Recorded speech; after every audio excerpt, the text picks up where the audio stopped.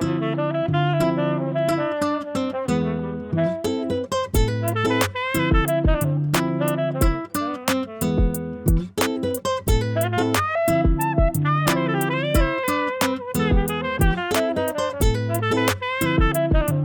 back, ladies and gentlemen, to the Something Cafe podcast. I am your host, Celestino Dooley, and today, this is a little bit of a recap and aftermath of the most, what the news would call a 1 in 100 years hurricane. Clearly, as you can see, for those of you who are listening on the audio platforms, people on the YouTube can see this. My house is gone. My house is gone. Lars and Larry, both of my cats, dead. Didn't even get the chance to bury them. The hurricane evaporated them within seconds. I am no longer white. The hurricane took that. It also took my Tourette's with it. You will not hear me stutter this episode. Everything I own is gone, even my belongings in Illinois. Although I live in Central Florida, my belongings from my home in Illinois, gone.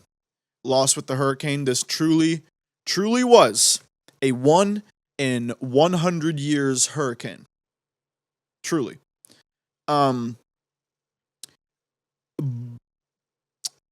Bullcrap. That is what everyone...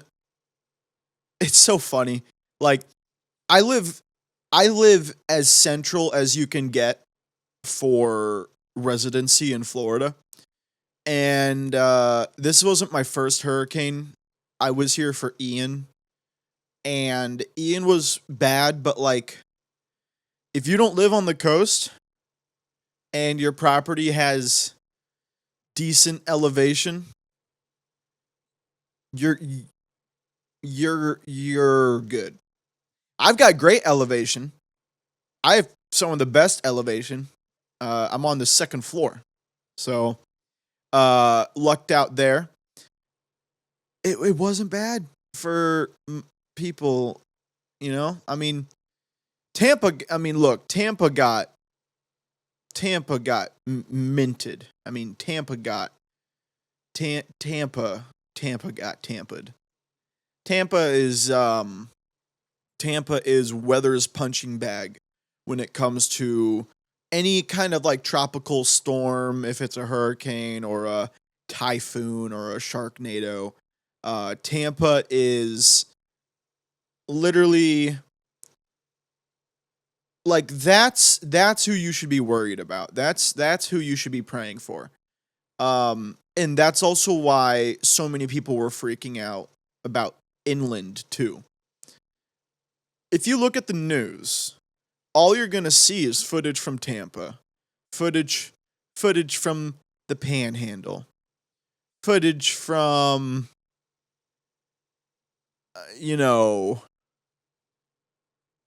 anywhere else on the left side. Very shocking that this was a tropical storm that Miami did not have to worry about. I find that entertaining.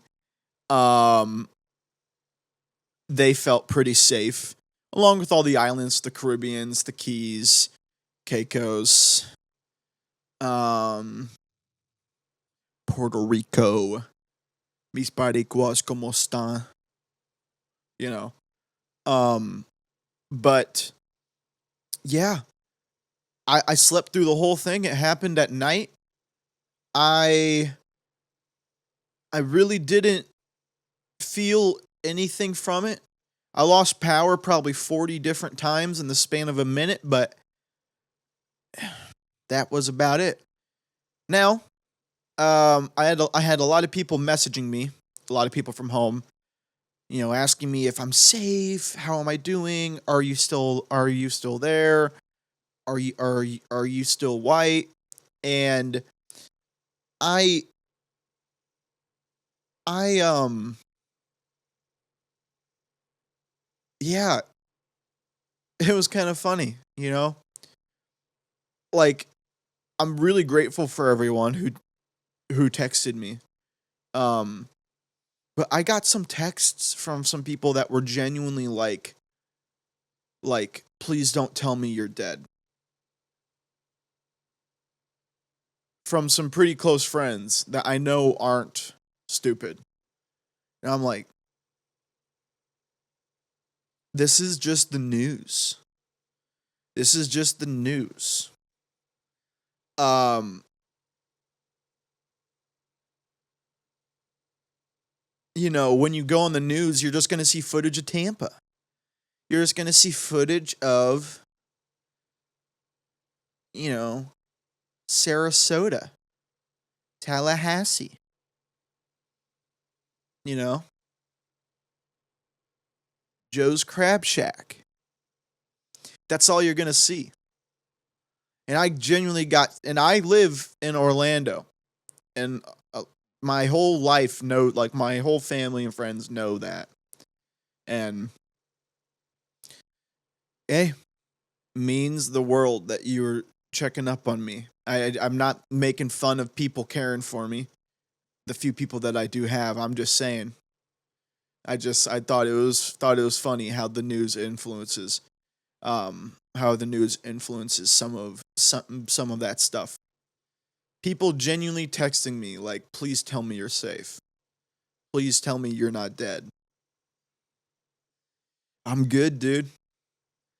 Literally, like the night, like while the hurricane was at its worst, like I was on my computer playing Call of Duty, drinking kratom with both of my cats in my lap. Like the hurricane was great for me. Got 2 days off of work, paid, and yeah.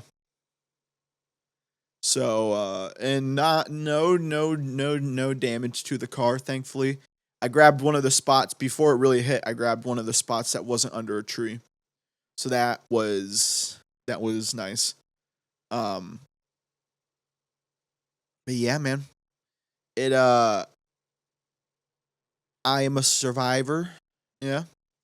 I'm a survivor. I'm here to tell you my story. Um I was there. I was there the day that Milton hit. What a what a funny name, Milton. What a like that dude definitely is into being stepped on by a pair of high heels. Milton, Hurricane Milton. The first thing he looks at the first thing he looks at on a woman is the feet, for sure. That's the kind of man Milton is. Helene was nothing. Helene was a joke. Like, and they were saying the similar things about Hurricane Helene. Watch out. Nothing. Milton actually did something to inland, and all it was just a giant storm. Oh goodness. I don't know why I'm yawning. But yeah, I'm a survivor. Hear my story of Milton, the man, the hurricane who enjoys feet a little bit more than a woman's bosom. Um, but yeah, that's what happened to me, guys. I Speaking of news, I don't know why, but I don't know why, but my feed on TikTok and Instagram has been Australian news. Like multiple news outlets that are Australian news outlets are in my feed, and I don't know why. Like specifically Channel 7. Like that's like the outlet, Channel 7. And I've just been getting all these stories from Australia. I'm learning a lot about the Bogans. The Bogans and their kangaroos and their witchetty grubs. Yeah, mate. So I've got a couple videos I want to show y'all. Um, and again, this is from Channel 7, Australia. Don't ask me why I'm getting this in my feed, but I thought it was funny. I think what happened is I liked this video and then it just started feeding me more and more. It was like, oh, I mate, would like to see more of this, mate. Yeah, mate, proper video. This one is, mate. So this is Channel 7 News interviewing Joe Biden. They probably caught him after him getting out of bed. I guess the only way I can describe the mood he's portraying here. He has definitely already scheduled his own funeral, but I'm guessing this is them catching him just now getting out of bed. Mr. President, how confident are you that a all-out war can be averted Very in the Middle serious East? question. Our company was not going to rain. I don't believe there's going to be an all-out war. I think we can avoid it. So there's a lot to do yet. A lot to do yet. Very good answer, Mr. President. Solid. If you didn't hear what the guy was asking, because I talked right over him, he said, "Hello, Mr. Mr. President. How confident are you that we're able to avoid an all-out war in Iran?" What did he say? What? How confident are you that a full-out war can be averted in the Middle East? And Mr. President Biden says, "How confident are you that it's going to rain?"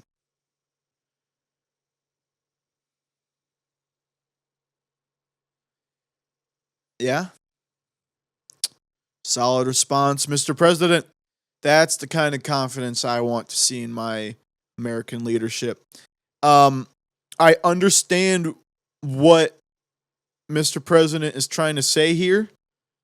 Like, I understand what he's trying to say, but it's just the wrong answer, the wrong, I get what he's trying to say. He's basically just trying to say, like, anything can happen. How confident are you that Milton doesn't like feet? Like, I get what he's trying to say, but it's like just the wrong place, wrong time. How confident, and if people always, like, how confident are you that it's going to rain? And then he says the most milk toast cookie cutter response ever. Which, granted, like, I feel like if you ask this question to anyone as they're just getting off of a helicopter, I doubt Trump would say anything different. I think Trump would have a little bit more confidence to him, and I think Trump would also skip the stupid "How confident are you that it's going to rain?" comment. I think anyone would kind of be caught off guard by this. If the setting, it's very dark in this video. If I'm correct about this setting, it does look like he's just getting off of a helicopter or something. But still, there's no confidence there. Biden says, I think it can be avoided, but there's still a lot of work to do. Aces, dude. Aces. Good deal, man. This election's going to be interesting, isn't it? The other video that I found on Australian TikTok was this one, and it piqued my interest because anything that has to do with Tourette's piques my interest, as you guys know. So check this out. The idea that have you got Tourette's or something? You know, you just sit there, babble, babble, babble. Order. I withdraw, Mr. Speaker. I withdraw. Yeah. I withdraw. I withdraw and apologise. Order. Mr. Speaker. Mr. Speaker, Order. they sit there and they interject non-stop. The truth is that we regard, as does every Australian, the family home as being sacrosanct. So later, I don't have the video, but this is some congressman in Australia, Anthony Albanese. Anthony Albanese apologizes for Tourette's slur. Get over it. That wasn't a slur. That was funny. Like, I don't even know how you could call that. That's not even a slur. That's not even a slur. He didn't say Anthony Albanese apologizes for Tourette's slur. No, get over it. No, that was funny. He clearly was upset, you know. He's trying to speak, because in these British adjacent countries, how Congress works is very, well, not even just Congress, how congressional hearings and like these for a large lack of better terms, these meetings, it is very, very traditional. It's like, you know, you have your turn to speak, and then you have your turn to speak. There is no order, I object, blah, blah. It's very much powdered wigs and this, that, all right? So, obviously, Anthony Albanese has the floor here, and the other side is bickering and tossing a jabble at him. Mate, and running their fat lips all over, you know, the congressman here. And he just says, you got Tourette's or something. All you do is babble. That's not even a slur. A slur would be like if you called someone with Tourette's like a ticky, or, you know, I don't even know, like just something stupid, like goodness, you have Tourette's, you ticky, you know, or it's not even a slur. And he should not have to apologize for it. I'm sure there's, because the title of this episode is that he apologizes for the slur. He apologizes for it in this video, but I'm assuming there was a separate apology made, and this is just them showing the original video. Like, it's not a slur. This isn't even something to apologize about. Get over it, you know. It's stupid, you know. No. You're good, man. Not every specification about a person, from an accent to a shade of skin, not every specification about a person should be avoided like the plague. That's the best way I can put that. Not every attribute about a person, from an accent to a shade of skin, nothing should be avoided like the plague when it comes to humor. You know? I've been seeing this comedian recently.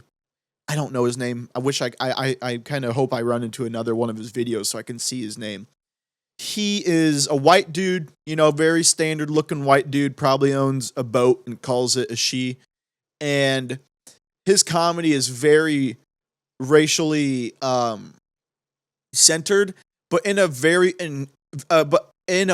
inclusive way. Maybe inclusive is being a little generous. It is proper dodgy comedy, mate. But it's funny, man. And sometimes people in the crowd, not really sometimes, every clip I see of this guy, someone in the crowd stands up and tries to virtue signal, yo, hey man, that wasn't funny. It's like, get over it, man. Like, he's not talking about you. Stereotypes are best torn down when they're made fun of. You know what I mean? Stereotypes are best torn down when they're made fun of.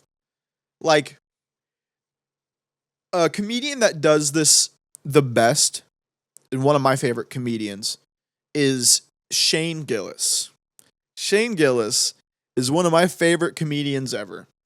And he had this great joke on Kill Tony, a comedy show.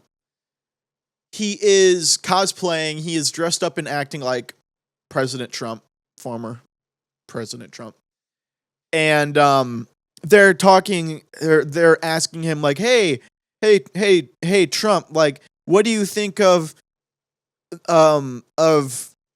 Mexicans taking black jobs? What are black jobs, President Trump? You know, kind of saying, you know, because like Trump had said something like that, and they're making fun of it on the show, like, yeah, Mr. President, what are black jobs? And Shane goes, the Mexicans, they are being very loud on the buses, you know, and even like the whole almost every musician on the stage is black, and they are the ones who are laughing the hardest. I don't know anything about that stereotype, but that joke was funny because he subverted the expectation of what, like, someone really unclever would have said something actually racist, you know? But that's funny. The Mexicans, they've started listening to really cool music and have awesome haircuts, you know? Like, that's funny. That's funny, man. That's how you do it, you know? And I've seen comics do it wrong. I've seen comics go up on the same show, Kill Tony, and try to make racial jokes, and man, those are racist. Those are racist. Like a bad racist joke is racist. And I'm not saying the unfunny ones are racist. Come on. I'm not saying that. I'm saying jokes with that aren't clever at all or don't have, like, this one guy who went up on Kill Tony. This is what I'm talking about. This guy goes up on the stage and says, you know, black people always getting compared to monkeys, but I think they're more better compared to dogs. You know, and everyone is like, what the hell did this guy just say? And then he just follows it up with like really weird, bland remarks, like, oh, you know, they're loud and they bark all the time. Like, that's when you're like, all right, dude. Not Shane Gillis, you know, not this guy for the Tourette's comment. It wasn't even a joke. But my whole point in this is just to say it doesn't have to be the funniest joke ever to be a successful racial joke. Or I guess it doesn't have to be the funniest joke ever for a racial joke to not be racist, but clearly there's a difference between, let's say someone else that wasn't Shane Gillis said something adjacent to the Mexicans taking black jobs joke. And let's say he said something adjacent to that and it just didn't land, or it was kind of funny. That's still not racist. It's just the guy just didn't deliver it well, or it wasn't the crowd. And I'm doing air quotes here. The joke about, you know, black people getting compared to monkeys, actually they're best compared to dogs. Come on. I don't care what side of the aisle you're on. That's pretty messed up. there's another joke that Shane Gillis made. He was on a podcast. It was a white dude and a black dude, and then Shane. And the black dude is just talking about like, oh yeah, I've got like my apartment is black as shit. I've got all this black. He's just kind of making fun of how he's like decorated his place super black, again in air quotes. I wouldn't even begin to guess what that means. But he was just making jokes like, yeah, I decorate it super black so when my parents come over, they don't beat me, something like that. He's just making fun of himself. And Shane goes, "What makes your apartment super like what did he say?" He said, "What do you decorate your apartment with that makes it super black?"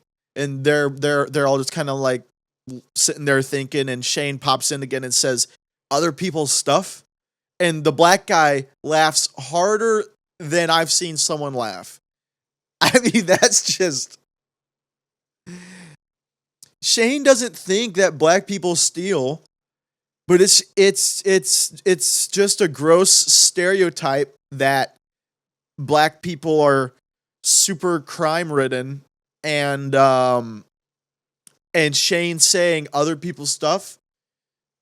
It's funny. It's making fun of the stereotype.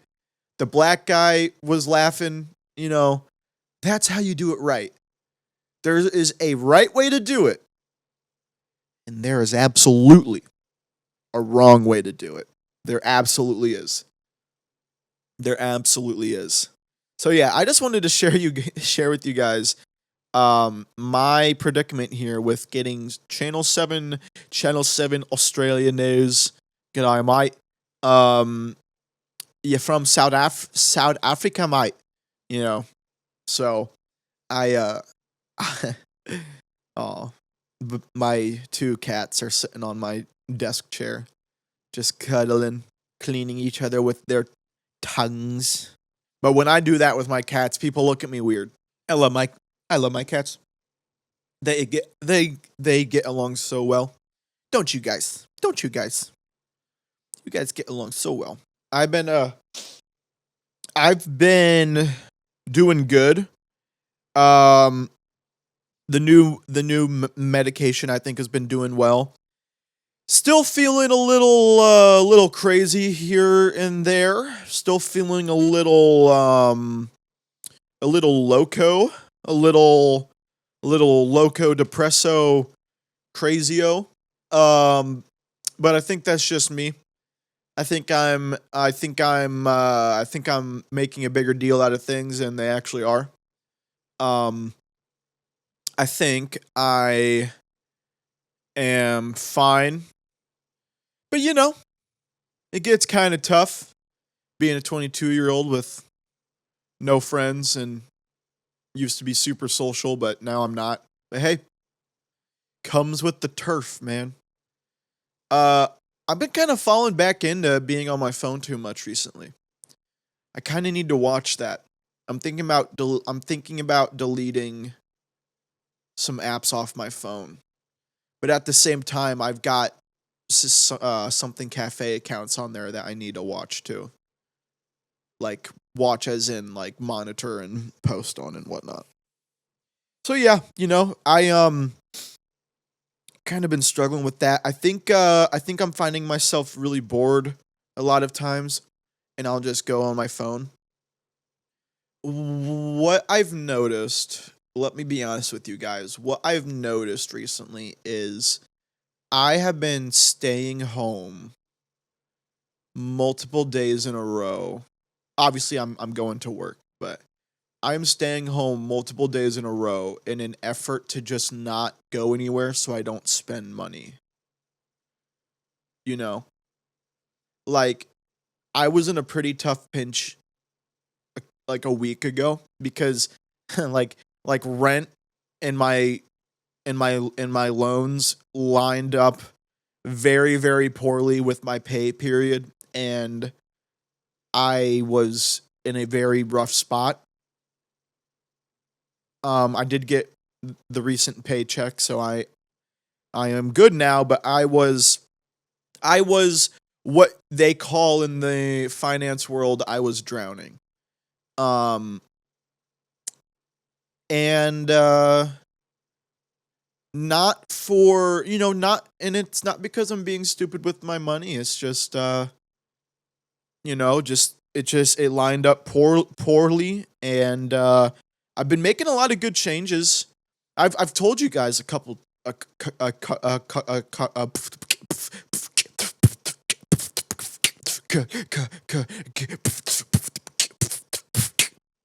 I've told you guys a couple times that I've been buying a lot less kratom, um, which I already had I already had that spending pretty low, and then recently I've been doing really good on it. It's just because like some of these meds are kind of like helping me out, so I don't feel like I need it as much.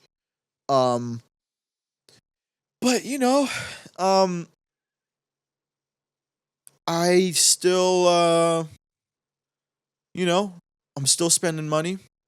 I'm not. I don't. I'm not even gonna say that I don't. Or that I'm not as much. I don't spend money on food. I really don't. I used to, like a couple months ago. It was pretty, just like me. Don't tell me he's playing with the cord. Okay, good. Sorry, I thought Lars was gonna play with my charging cord, which would be very bad. It would literally tear everything down. Um, yeah, I don't spend much money on food. I did a couple months ago. I was just kind of like not as careful. But you know what, guys?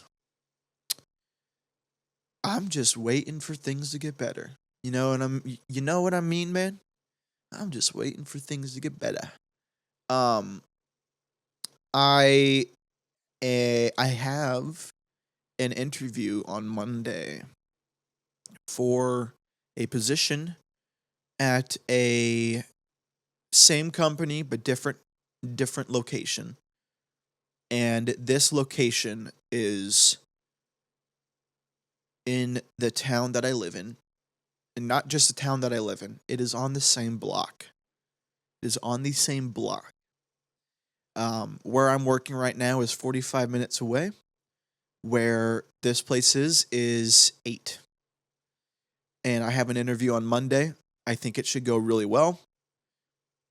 Um, there is just regarding all the history and the info and the circumstances, there is literally nothing to let there is literally nothing that won't let me get this job. So I am feeling pretty good about that. I I am I can't get excited about anything yet. I haven't had the interview yet. I don't know anything yet. But there is literally nothing that is going to stop this job from being mine. And I will not get excited for it. I refuse to yet. That's the healthy thing to do. Because I haven't had the interview yet. But what I will be excited for, let me just put it like that, is this is going to help me out a lot mentally. I am, you guys know this, like I struggle a lot with some of these things, and if I can work this close to home, you know what that's going to do for me? That is going to make every commute not feel like I'm going on like a vacation. Like when I leave in the morning, it's like, all right, 45 minutes. Here we go. When I come home, 55 minutes. Here we go, And it's going to give me back a lot of time. It's going to give me back a lot of money and gas. I also think that if I get this job, I can fit in a little bit of exercise, which is going to be good for me.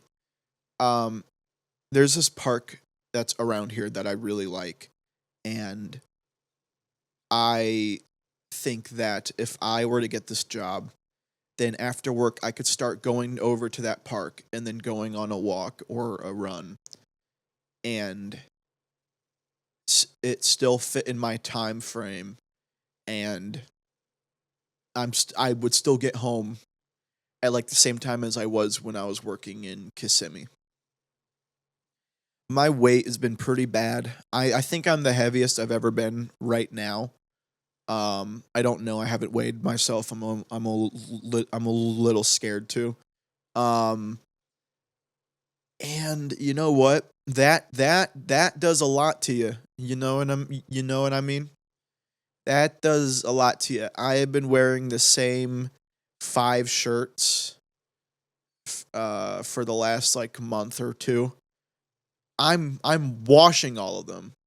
I do laundry every weekend. So don't freak out. It's not like I'm wearing dirty shirts, but I am wearing the same 5 shirts just because I have a lot more shirts, but I'm just way too scared to try them on and have to it's just the worst like conversation to have with yourself when you like, cuz I have shirts in there that I have tried on and that don't fit me anymore. But then you have to have that conversation with yourself where you're just like, well, all right, I've got a couple options. Do I keep it and then just hopefully lose the weight and then I'll fit back into them again? But then I'm going to not lose the weight and I'm just going to keep looking at the shirt and having that same internal conversation, or do I get rid of it, And having that internal conversation sucks. So yeah, I haven't been feeling that great about myself.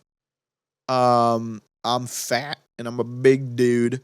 So I think if I get this job in then I'm going to start doing something to keep me active. Because right now my cycle is I go to work, I come home, I stay home, I go to bed. And I'm doing stuff here at home, but I'm at home. What are you going to do? So, figuring that out, a rich 22-year-old experience, the type of experience you're not going to get anywhere else. Hoping that this is normal. So I'm not a freak. But yeah. So there's y'all's update on ya boy. Did I mention that this is episode 39? Pretty solid. Last week's episode was pretty rough, not gonna lie. I just like a recording day lined up with a really bad day for me, and I just kind of spent the episode just reveling and kind of what's been going on, which some of my friends say no, that's actually pretty good because like people can hear that and relate to it and think, oh, people can listen to that and they get to think to themselves like, oh, like I'm glad I'm not the only one who feels like this, But it doesn't always feel good when it's like, oh, I guess this week's episode is just going to be me sad, So I think what we're going to start doing, I think we're going to change the release date. I think we're going to now put out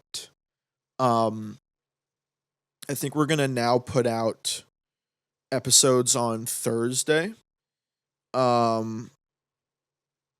And I think, because I think it's going to help Evan with the turnaround for the episodes. Not that there's even been an issue with it. I just hopefully, because right now as it is, we're doing Saturday recording day and then Tuesday upload time. But since I've gotten the new camera, the video files are much, much larger. So it takes a lot longer for the videos to upload from my camera to my laptop. So by the time it finishes, it's like Monday morning, and the episode has to come out on Tuesday. So hopefully, doing them on Thursday now will help him out. But yeah, um, so yeah, guys. Um, I am very close to being done with logging and sorting all of my Pokemon cards. I am at like, I think the last number I remember is I am at a logged meaning like it is the correct version of the card and everything is logged into the app and counted. I'm at 5,400 cards, and I have probably 300. I probably have 300 more cards to go through to log. Um, it's going to be kind of expensive to finish the collection, as in like how I'm going to store the collection, because I need to buy like 11 binders or it's like 11, or I forget if it's 11 or 9, but I need to buy a lot of 3-ring 2-inch binders from Walmart. They are like the middle of the road quality. I really I really shouldn't get crappy 3-ring binders to store cards in, because I don't want it to fall apart. At the same time, I don't want to get like the creme de la creme of binders, because it could be like $30 a binder. That's going to be expensive. But I'm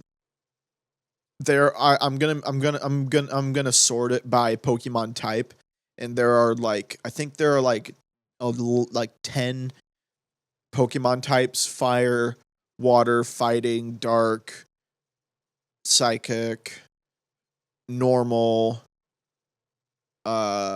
metal, lightning, water, grass,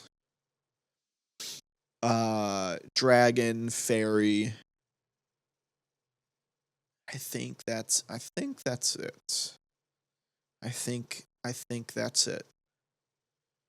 Um and I'm going to get and I'm going to have to get a binder for each of those types.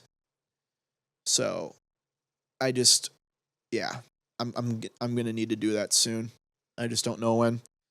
I told myself I wouldn't buy any more Pokemon cards until I get all of these other ones sorted and logged, because if I just get Pokemon cards before I've logged and sorted them all, then I'm just adding more work on top of the pile. So I just told myself like, nope, no cards until, bad boy. Uh uh no cards until I've sorted them all. You know, you can't you can't have your cake and eat it too. Um but yeah, that project is very close to being done. Yeah, I've got like 5,500 cards logged right now. Probably have 300 more to go. So, almost 6,000 cards in total. That's a lot of cards. Um I would like to get them graded. I would like to get some of my top rares graded. I've got a card right now that is ungraded, unsleeved, just the card by itself is worth like $100.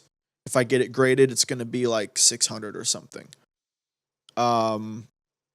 So I kind of want to do that. I do have a couple duplicates that I'm absolutely gonna get graded, so I can sell those. And I really need to figure out how to like make a shrine for Pokemon too, like where I want to put my Pokemon collection. If I want to put it on my like my living room counter or somewhere else, like I've got to figure out where I'm gonna put it, because having all those binders, it's like where it's like I really did try to think about it. Like, how am I gonna store all these cards?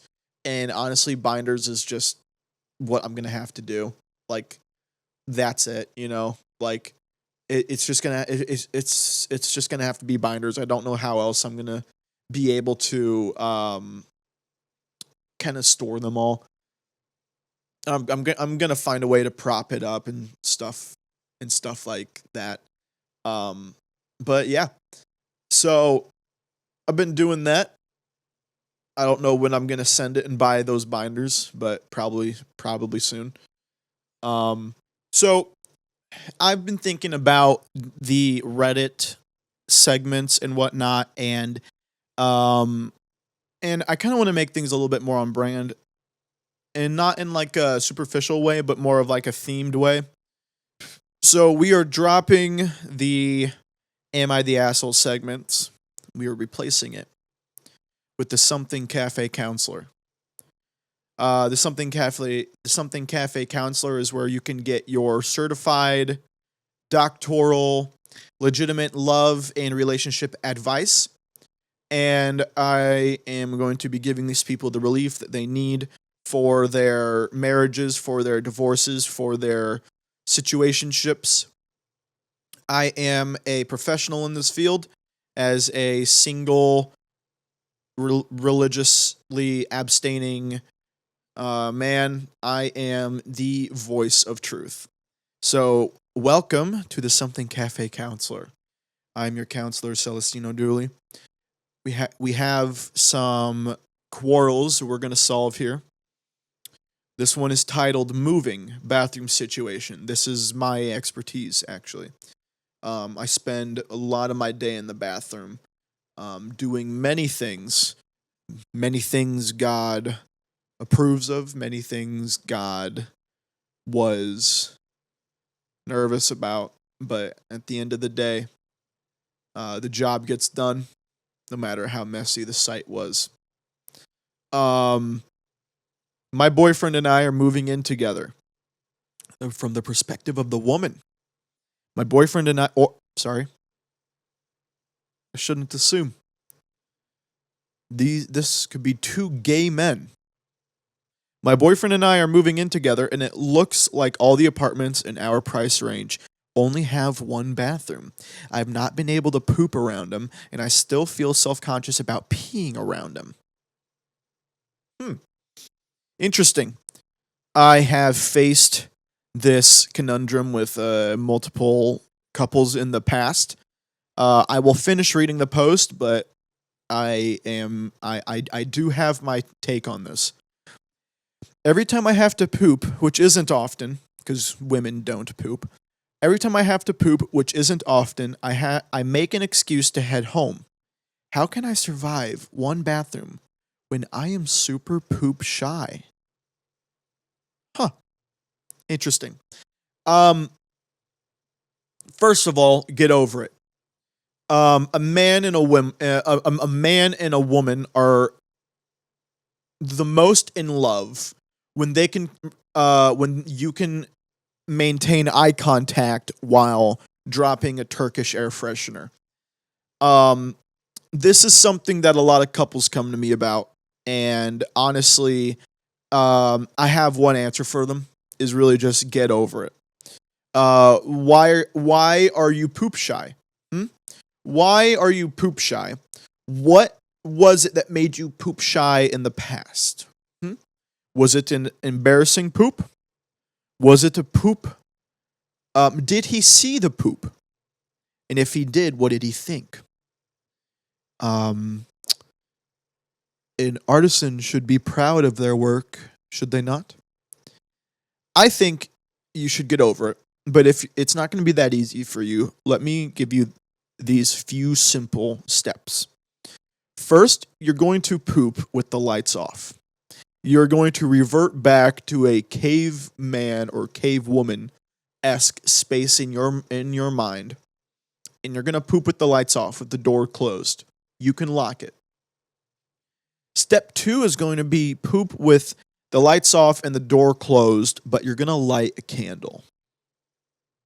You're going to light a candle. You're going to place that candle on the bathroom counter. This is going to give you an emerging sense of openness as light is slowly introduced into the atmosphere in which you are most vulnerable. After the candle, you are going to leave the door slightly open. And after that, you're going to turn the lights on. And if you follow these steps, I can assure you that you could even poop in front of him on the floor with confidence.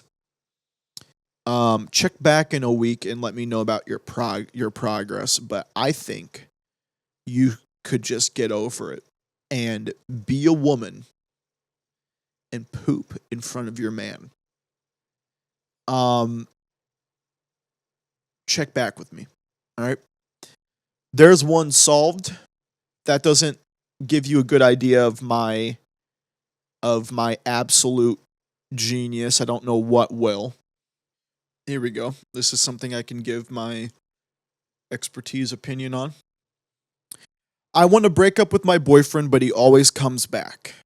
This sounds just up my alley. I've 22 female. I've been dating my boyfriend, 23 male, for almost a year and a half, but we were also friends for 7 years. Wow. That is what we call in the business a tree with large roots. Friends for 7 years and dating for a year and a half. That is a long time. A long time. We've been on this cycle where we understand our issues, put in the work to fix it, but one random day he would decide to say, F it all. It's exhausting every time to have my hopes up that we can figure everything out, and he just starts us over from the beginning. The other day he told me that he makes decisions knowing I will be upset, but he thinks that I will get over it. Ever since then, I can't help to think I'm a fool for letting someone play with my emotions just because they think I'm going to be upset. This is both our first relationship, and I thought taking him back a couple times and trying to work through our issues would help. But I feel like I started hating myself for staying. I try to break up, but he usually comes back and tries 10 times harder than before.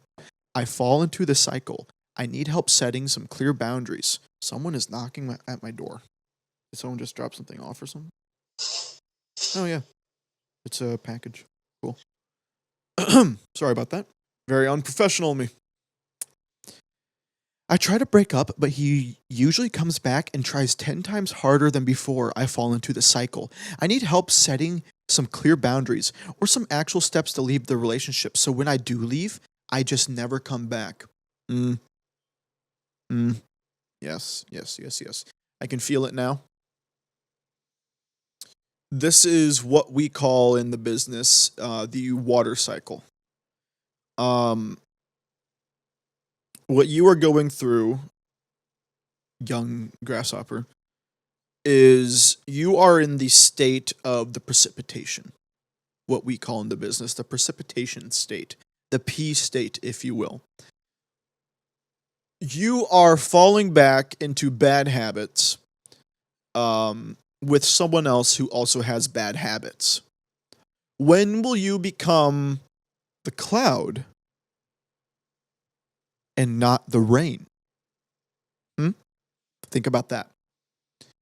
What you need to do, it sounds like you guys have been doing this on and off thing for a while. And it sounds like you say, I try to break up, but he usually comes back and tries 10 times harder than before I fall into the cycle. What does that mean he tries 10 times harder? Does he buy you 10 more flowers? Does he text you 10 times more? It sounds like this is an issue with both of you, but a majority of the issue is on him. You are giving in to his immature ways, and what you need to do is stand up for yourself and realize what's actually going to make you happy. And it seems like not this guy. This guy seems like he doesn't know what he wants. And every time he breaks things off, he realizes he doesn't know what he wants, so he goes back to what makes him feel safe. You can become the cloud if you really want to. He is the puddle, the water cycle. He's in the P squared state, the puddle state. He is in the puddle state, and now he's going to try to evaporate, become a cloud, and then fall into the puddle again as he continues to try 10 times harder.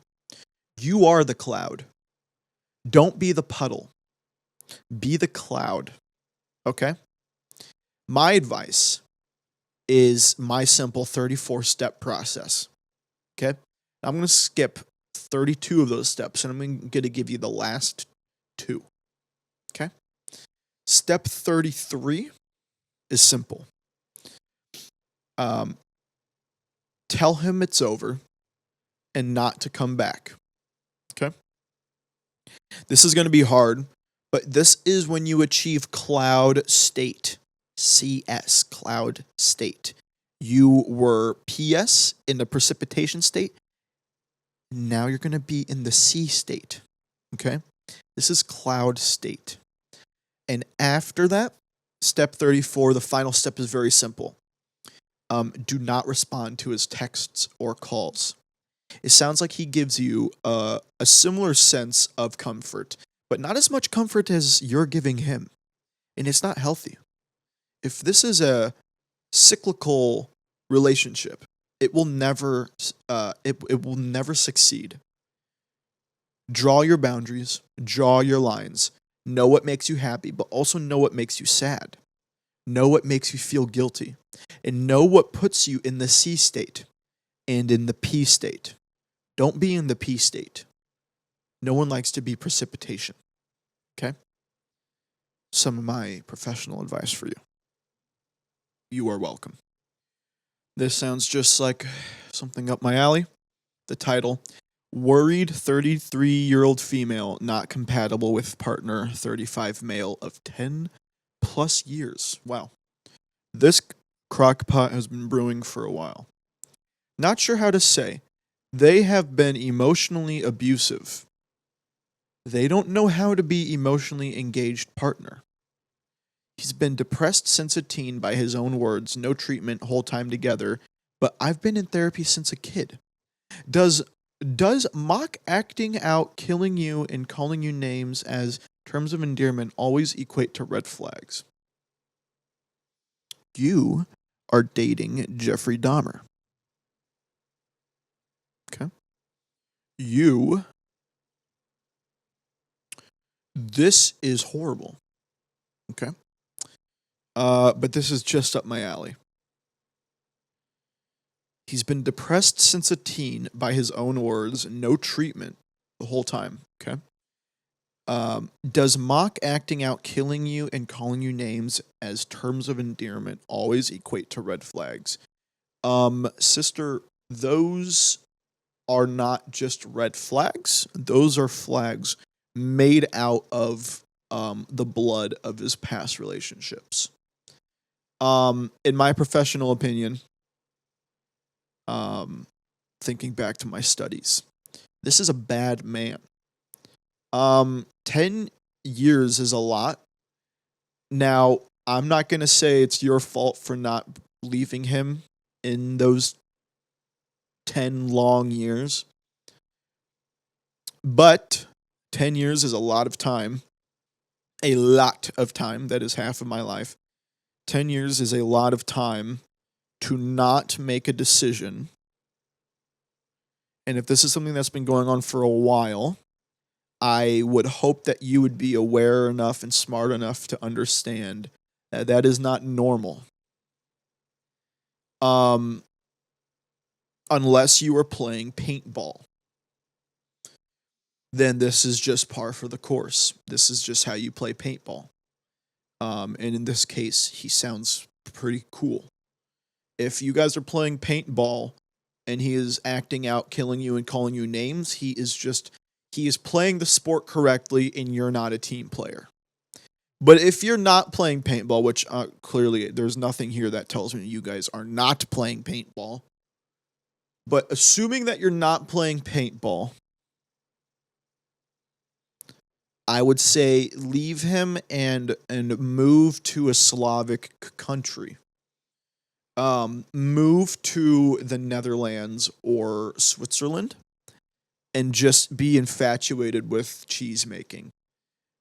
This man sounds dangerous. He does not sound emotionally stable, and frankly, does not sound like a good paintball player. So, in my professional opinion, I believe you guys are not compatible. If he continues to act out killing you, maybe say something. Maybe say something. Maybe talk to someone. I'll be the first one to tell you that that's not normal, but maybe you can get someone that you trust to say that too. You're welcome, first of all. Second of all, just go play some paintball with him.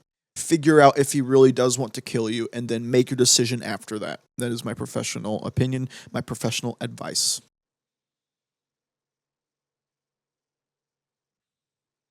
Ladies and gentlemen, this has been the Something Cafe counselor. And we're going to end it on that. I hope I mended some hearts there. I hope I mended some hearts and fixed some relationships. I do not know how I could not. So yeah.